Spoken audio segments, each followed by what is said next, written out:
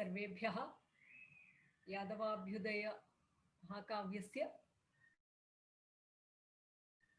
प्रथमसर्गे वयं गत सप्ताहे श्लोकद्वयं पठितवन्तः। 270तमः श्लोकः 370तमः श्लोकश्च। तत्र श्लोकद्वयस्य पुनस्मारणं किञ्चिदिव कृत्वा अग्रे गच्छामः। आदौ 270तमः श्लोकः। श्रुतिरू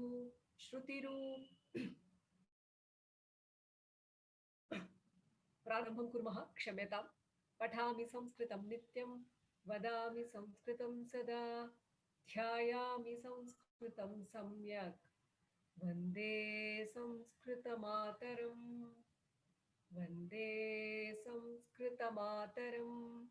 श्रीमान् वेङ्कटनाथार्यः कवितार्किककेसरी वेदान्ताचार्यवर्यो मे सन्निधत्तां सदा हृदि। वन्दे वृन्दाचरं वल्लभी जनवल्लभं, जयन्ती सम्भवं धाम वै जयन्ती विभूषणम्। 270तम श्लोकस्य पठनम् इदानीं। श्रुतिरूपेण वाहेन शेषकङ्कणशोभिना स्वाङ्घ्रिसौरभदिग्धेन दत्त। अत्र गरुडस्य दर्शनमात्रेण संजात युद्धाभिलाषं तं भगवन्तं ते देवाः ददृशुः। कीदृशः सः गरुडः? शेषः यस्य भुजे वलयत्वेन कटकेन शोभते, भगवच्चरणस्पर्शात् यस्य अङ्गं सौरभलिप्तं भवति, तादृशस्य वेदात्मनः गरुडस्य दर्शनात् इति भावार्थः। अग्रिमं श्लोकं पश्यामः। 370तमः श्लोकः। स्ववेत्रस्पन्दनिस्पन्दनेतव्येन निवेदितं भक्तिनम्रेण सेनान्या प्रतिशृण्वन्तमिङ्गितैः। अत्र विश्वक्सेनस्य भगवतः च परस्पर संवादः कथं भवति? कायिकभाषया भवति, इङ्गितभाषया भवति। पुनः विश्वक्सेनः अनुयायिनः ये सन्ति तान् वेत्रचालनमात्रेण निगृह्णाति, तेषां निग्रहणं करोति। ततः भगवन्तं निवेदनीयं यद् निवेदितं भवति तेन तस्य प्रतिस्पन्दं भगवान् इङ्गितैः एव सूचयति तम् इति विषयः अस्मिन् श्लोके विवृतः अस्ति। अधुना कश्चन विशेष अंशः अत्र एतेषु श्लोकेषु, गत केषुचित् श्लोकेषु यः पठितः तस्य संग्रहं द्रक्ष्यामः। 660तमः श्लोकः आसीत् यत्र ततस्तेवाः शेषपर्यङ्कमास्थितम् अधिरूढशरन् मेघम् अन्यादृशमिवाम्बुदम् इति श्लोकः। तत्र ततः तं भगवन्तं देवाः ददृशुः इति विषयः। ततः परम् एतेषु श्लोकेषु, बहुषु श्लोकेषु तं ददृशुः इति अन्वितः भवति। पूर्वतनश्लोकात् एव अध्याहृतं भवति, यतः श्लोकेषु क्रियापदं न भवति, पूर्वतनश्लोकात् तद् अनुवर्तते। कीदृशं तं ददृशुः इति सर्वत्र अग्रिमश्लोके सूचितैश्वर्यसम्पदं तं ददृशुः पुनः सुकुमार सुखस्पर्श सुगन्धिभिरलङ्कृतं स्वविग्रह गुणाराम प्रसूनैः तादृशम् अलङ्कृतं भगवन्तं ते ददृशुः। पुनः कीदृशं भगवन्तम् अनुकल्पित भूषणं भगवन्तं ते ददृशुः। उत्तेजित जयोत्साहं भगवन्तं ते ददृशुः। पुनः स्वमहिम्ना एव जातवैचित्र्यं भगवन्तं ते ददृशुः। ततः परं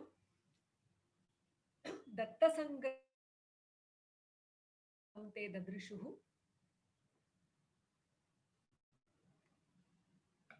पुनः प्रतिशृण्वन्तं भगवन्तम् इंगितैः प्रतिशृण्वन्तं भगवन्तं ते ददृशुः इति। एवं सप्तश्लोकेषु देवाः तं ददृशुः इति अन्वये पूर्वतनं षट्षष्टितमात् श्लोकात् अध्याह्रियते। अतः इदानीं भवति चतुस्सप्ततितमः श्लोकः अद्यतनपाठः। अत्र दिवौकसः तं किमिति अमन्यन्त, किं मतवन्तः, कीदृशं तं मतवन्तः इति विषयः अस्मिन् श्लोके अस्ति। श्लोकं पठामः। अनपायं तमादित्यम्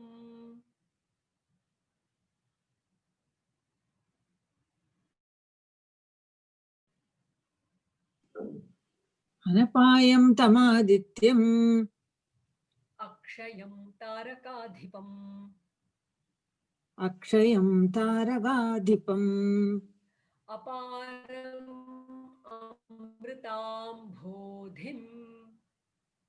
अपारम् अमृताम्भोधिम् अमन्यन्त दिवौकसः अमन्यन्त दिवौकसः अनपायादित्यम् अक्षयं तारकाधिपम् अपारम् अमृताम्भोधिम् अमन्यन्त दिवौकसः। पूर्वम् अस्माभिः दृष्टं यत् ते देवाः ददृशुः इति क्रिया आसीत्। अत्र अमन्यन्त, ते किम् इति चिन्तितवन्तः, तेषां ग्रहणं कीदृशम् आसीत्, बुद्ध्या कथं भगवतः रूपम् इति गृहीतवन्तः इति विषयः अत्र अस्ति। पदच्छेदः आदौ। अनपायं तम् आदित्यम् अक्षयं तारकाधिपम् अपारम् अमृताम्भोधिम् अमन्यन्त दिवौकसः। अमन्यन्ते स्म के दिवौकसः देवाः। दिवौकसः कम् अमन्यन्त, तम्। दिवौकसः तं कथम् इव अमन्यन्त। अत्र विषयत्रयमस्ति। अनपायम् आदित्यम् अक्षयं तारकाधिपम् अपारम् अमृताम्भोधिम्। दिवौकसः तं भगवन्तम् अनपायम् आदित्यम् अक्षयं तारकाधिपम् अपारम् अमृताम्भोधिं च अमन्यन्त।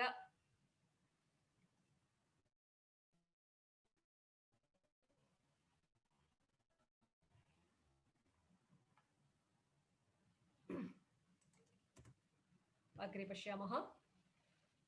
प्रतिपदार्थः। दिवौकसः देवाः। ओकः नाम गृहम्। स्वर्गौकाः इति ते दिवौकसः इति भवति। दिवौकसः देवाः तं भगवन्तम् अनपायम् आदित्यम् अस्तमयरहितं सूर्यम् अपायः नाम वियोगः सूर्यः दर्शनात् वियुक्तः भवति किल अस्माकं सायंकाले अस्तमनसमये किन्तु भगवान् कीदृशः सूर्यः तादृशः सूर्यः यस्य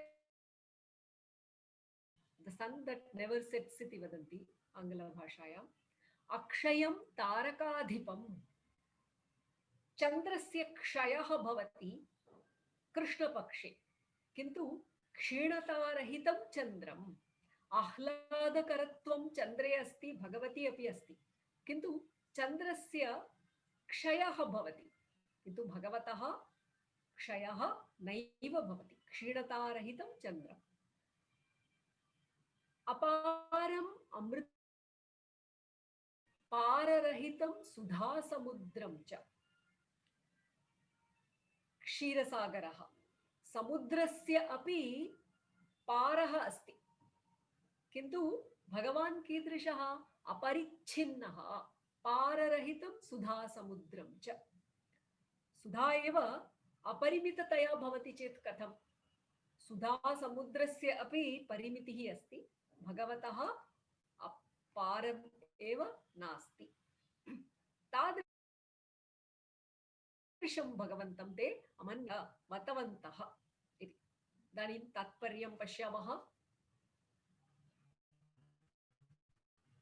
देवाः भगवतः अतिशयितं तेजः अव्ययं प्रसादं परमानन्दकरं रूपलावण्यं च दृष्टवन्तः तदा ते भगवन्तं कञ्चित् अन्यादृशम् आदित्यं मतवन्तः केन कारणेन उदितत्वात् नित्यम् उदितत्वम् अस्ति भगवतः अतः नित्योदितत्वात् पुनः नित्यैकरूपत्वात् क्षयः पुनः शुक्लपक्षे वर्धनं कृष्णपक्षे क्षयः इति न नित्यम् एकरूपत्वात् अन्यादृशं चन्द्रं पुनः अपरिच्छिन्नत्वात् अन्यादृशं सुधासमुद्रं च ते अमन्यन्त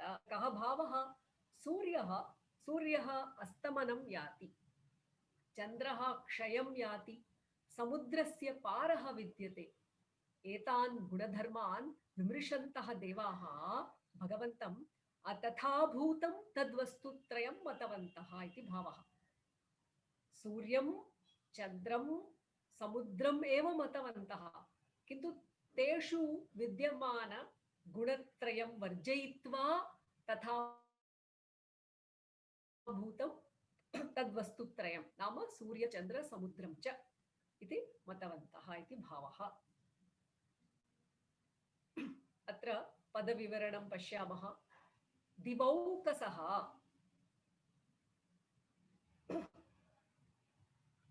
द्यौः इति प्रथमा विभक्तिः दिव् इति स्त्रीलिङ्गशब्दः प्रातिपदिकं दिव् भवति द्यौः दिवौ दिवः इति भवति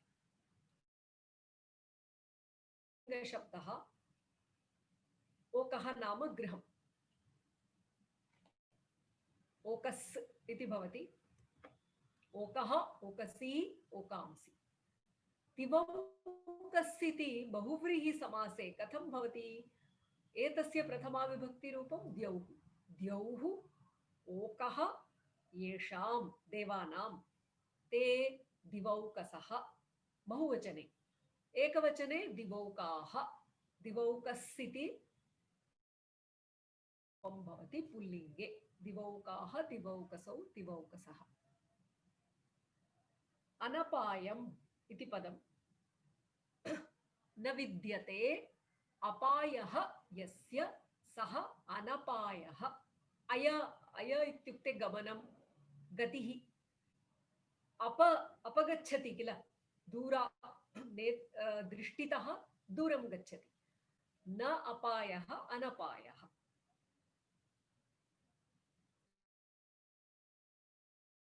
आदित्यपत्यं पुमान् आदित्यः तं तद्धितान्तं पदम् अपत्यार्थक तद्धितान्तं पदम् अक्षयं न विद्यते क्षयः यस्य सः अक्षयः तं तारकाधिपं तारकाणाम् अधिपः नक्षत्रपतिः इति चन्द्रस्य अपरं नाम तारकाधिपः तम् अपारं न विद्यते पारः यस्य सः अपारः अमृताम्भोधिम्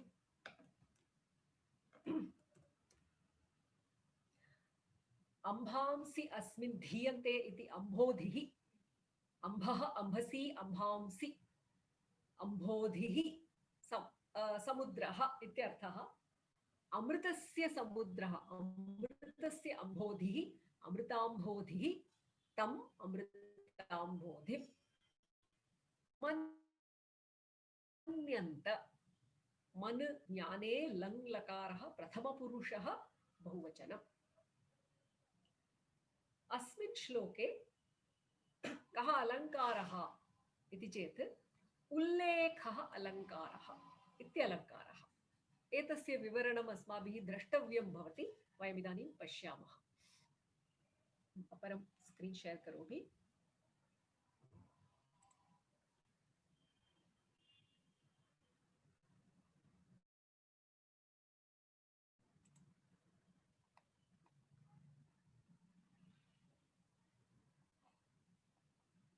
दृश्यते खलु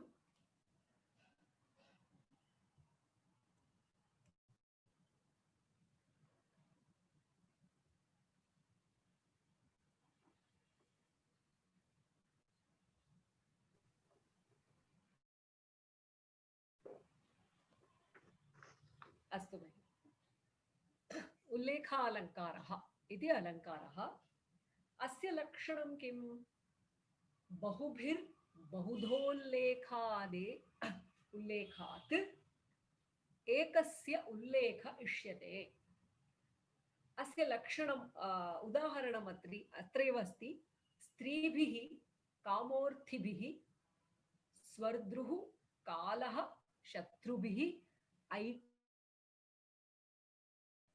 तन्नाम एकस्य एव वस्तुनः अनेक व्यक्तीनां सम्बन्धे विभिन्न प्रकारैः वर्णनं स्यात् तत्र उल्लेखालङ्कारः भवति अत्र एकस्य एव वस्तुनः अनेक प्रकारेण वर्णनं कदाचित् एकेन गृहीतं भवति अनेकैः अपि गृहीतं भवति तत् भेदः अस्ति उदाहरणं पश्यामः यथा कश्चन राजा स्त्रीभिः कथं सः दृश्यते कः दृष्टः कामः राजा स्त्रीभिः कामदेवरूपेण दृष्टः अर्थिभिः ये प्रार्थयन्ते याचन्ते तैः कल्पतरुः रूपेण दृश्यते स्वर्द्रुः पुनः शत्रुभिः सह एव राजा कालरूपेण दृश्यते एवं अलङ्कारस्य एकम् उदाहरणम् अत्र कश्चन भ्रमः स्यात् उल्लेखे अपि बहुत्र रूपकः इव आरोपः भवति किल इदानीम् एषः एव राजा सः कामः इति उच्यते अत्र स्वर्द्रुः उच्यते कालः उच्यते तर्हि रूपकस्य अस्य च को भेदः इति चेत् एकस्मिन् विषये एकस्मिन्नेव विषये इत्युक्ते गृहीतृभेदात् विषयभेदात् वा बहूनां विषयीणाम् आरोपः इत्युक्ते उपमानानाम् आरोपः रूपके तु तथा न भवति बहूनां विषये one is compared to many upamanas are superimposed इति अवगन्तव्यम् अत्र द्विविधः भवति यत्र एकस्य वस्तुनः अनेकधा वर्णनम् many are discussing one subject in many ways. यत्र एकस्य वस्तुनः अनेकधा वर्णनम् एकेन भवति। पश्यतु, अत्र अनेकजनाः, स्त्रियः एकविधं पश्यन्ति तं, याचकाः अन्यविधं पश्यन्ति, शत्रवः तम् अन्यविधेन गृह्णन्ति, एकैः अनेकधा गृह्यते। कदाचित् कविः, एकः एव कविः अथवा वक्ता अनेकप्रकारैः एकं जनं पश्यति, तदपि भवितुम् अर्हति। उदाहरणार्थम् अपरम् उदाहरणमस्य, श्रीकृष्णः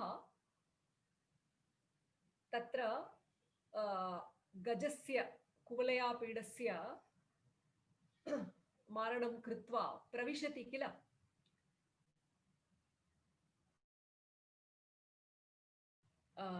प्रविशति, तत्र कथं विविधजनाः तं भगवन्तं पश्यन्ति।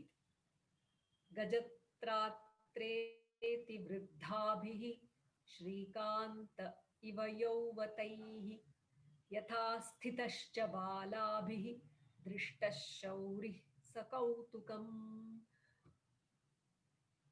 कुतूहलेन उत्कण्ठया जनाः पश्यन्ति, किन्तु विविधजनाः विविधप्रकारैः तं पश्यन्ति।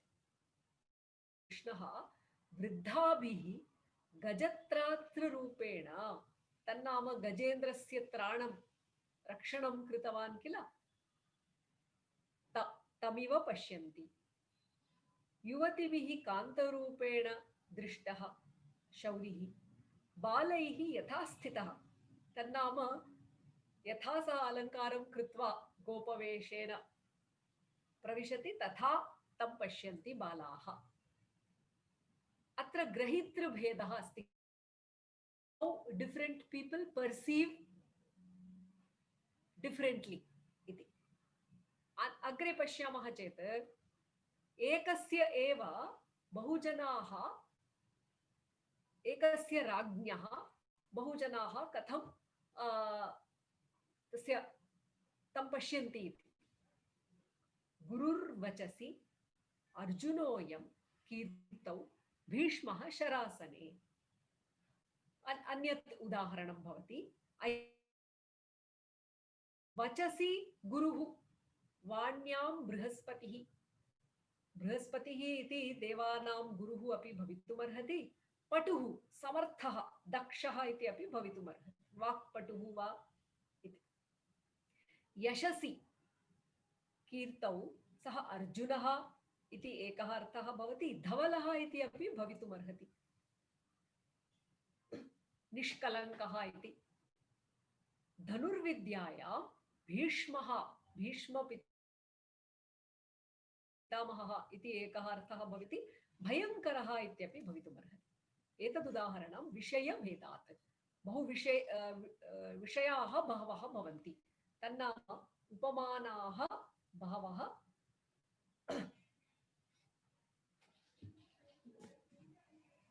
भवन्ति।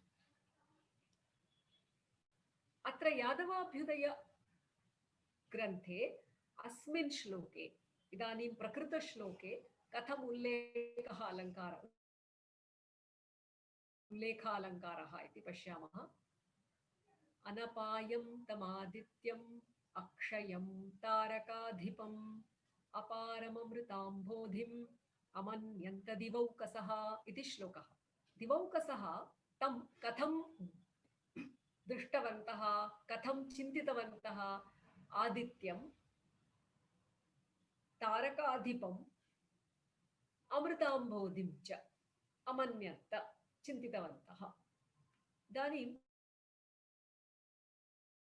एकस्य बहुधा उल्लेखात् अत्र उल्लेखालङ्कारः। पुनः अत्र अपरः अपि अलङ्कारः विद्यते, व्यतिरेकालङ्कारः।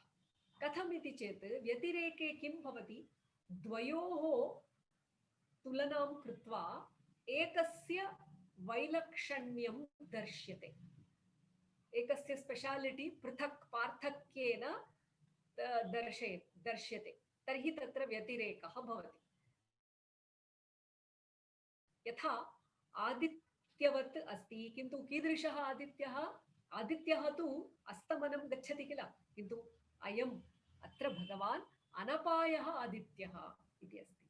पुनः अक्षयः तारकाधिपः, अपारः अमृताम्भोधिः इति। यत्र एवं व्यतिरेकः प्रदर्श्यते, व्यतिरेकः नाम वैलक्षण्यं, तत्र व्यतिरेकालङ्कारः भवति। अन्य उदाहरणं वयं पूर्वमपि दृष्टवन्तः। सन्तः किन्तु प्रकृतिकोमलाः, सन्तः शैलाः इव, पर्वताः इव उन्नताः सन्ति, तन्नाम तेषां गाम्भीर्यं भवति, तेषां स्वभावः तथा भवति, उन्नतस्वभाववन्तः भवन्ति। किन्तु शैलानाम् अपेक्षयापि ते कथं भवन्ति? शैलाः तु दृढाः भवन्ति, कठोराः भवन्ति, एते प्रकृतिकोमलाः भवन्ति। उपमान उपमेययोः व्यतिरेकः वैलक्षण्यं वर्णितं चेत् तत्र व्यतिरेकालङ्कारः। अत्रापि वैलक्षण्यं वर्णितमस्ति अस्मिन् श्लोके। अनपायः आदित्यः, अनपायः इत्यत्र वैलक्षण्यम्, अक्षयतारकाधिपः इत्यत्र अक्षयम् इत्यत्र वैलक्षण्यम्, अपारः अमृताम्बोधिः इत्यत्र अपारः इत्यत्र वैलक्षण्यं। तेन कारणेन उल्लेख अलङ्कारः इति अलङ्कारद्वयम् अस्मिन् श्लोके भवति।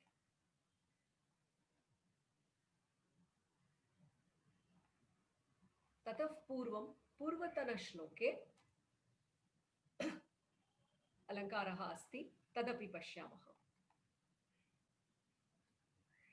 सरलः अलङ्कारः स्वभावोक्त्यलङ्कारः इति। स्वभावोक्तिः स्वभावस्य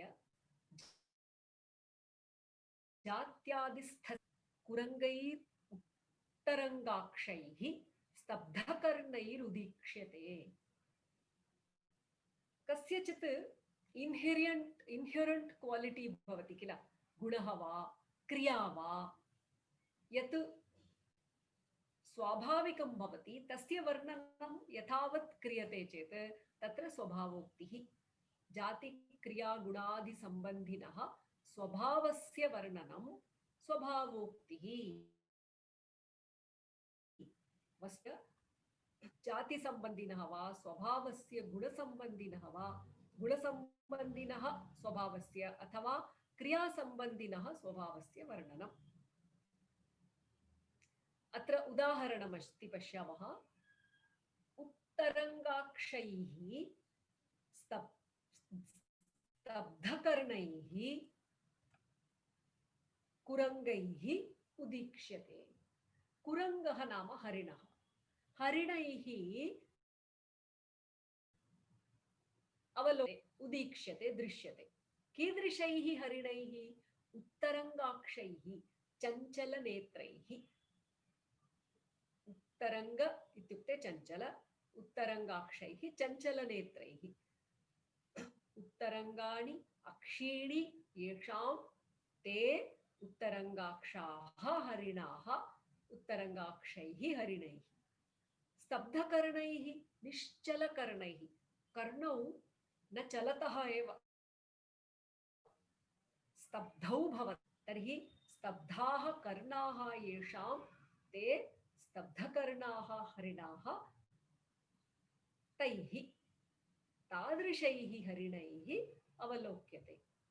अयं तु हरिणानां स्वभावः एव। तर्हि तद् अत्र वर्ण्यते।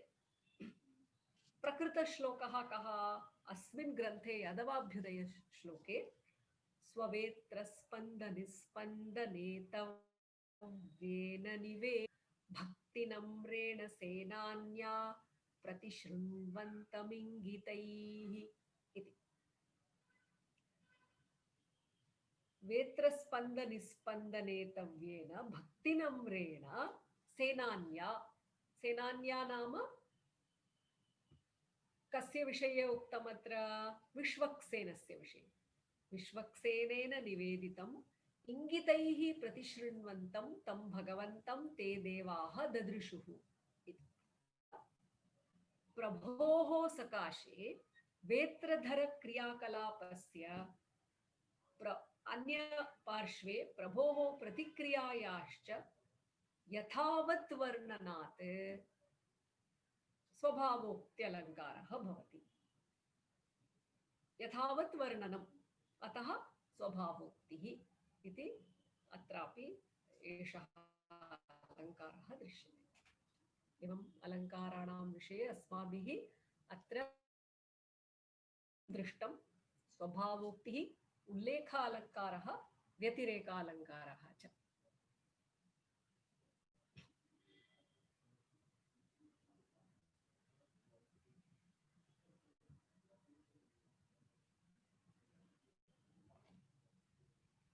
श्लोकद्वयस्य वयं पुनस्मारणं कृत्वा समापनं कुर्मः। एकः श्लोकः एव पठितः वस्तुतः, तस्य श्लोकस्य पुनस्मारणम्।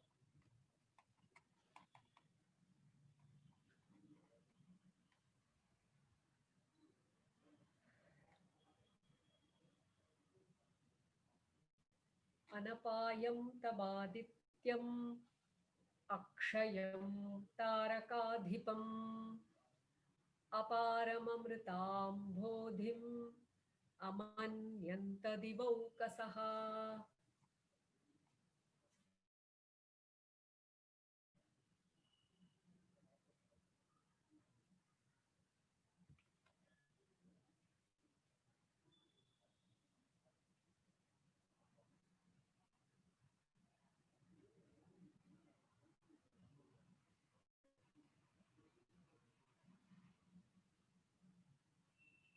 भवन्तु सुखिनः, सर्वे सन्तु निरामयाः, सर्वे भद्राणि पश्यन्तु मा कश्चित् दुःखं भवेत्। ॐ शान्ति शान्ति शान्ति। धन्यवाद भगिनी।